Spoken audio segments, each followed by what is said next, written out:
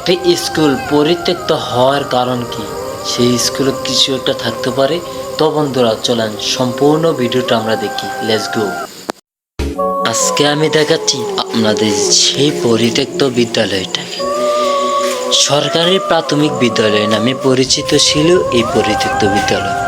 কি হয়েছিল একদিনেই, মাত্র এক সপ্তাহের ভিতরেই এই প্রাথমিক বিদ্যালয়টা এক পরিত্যক্ত বিদ্যালয় নামে পরিণত হয়েছে। তো বন্ধুরা আজকে আমি নিয়ে এসেছি আপনাদের সেই পরিত্যক্ত বিদ্যালয়ে রাতে কি হয়েছিল সেই পরিত্যক্ত বিদ্যালয়ে। কারণ একদিনের ব্যবধানে সেই পরিত্যক্ত বিদ্যালয়ে কি ঘটেছিল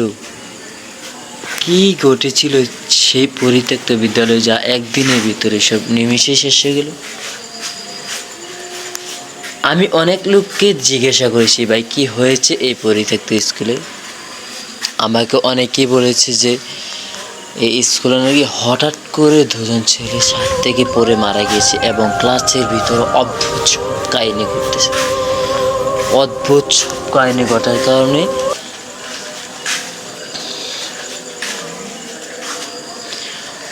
হঠাৎ ক্লাসের ভিতরে রাত থেকে কি যেন আজ ভয়ে থরথর করতেছে আওয়াজ। কেউ জানে না এবং মাস্টারও অনেক সময় অনেক হুজুরও। আমি এখন আছি আমাদের পরিত্যক্ত স্কুলে, সেই যে ক্লাসটাতে এখনো রাতের বেলা আওয়াজ শোনা যায়। এই যে সেই পরিত্যক্ত স্কুল, এখনো রাতের বেলা আওয়াজ শোনা যায়। কি ভয়ঙ্কর সাউন্ড, অনেক ভয়ঙ্কর সাউন্ড শোনে। একদিন এই স্কুলে রাতের বেলা একটি ছাত্র এসেছে, তার সাথে যে কাহিনীটা ঘটেছে আমরা আজও বলতে পারি না।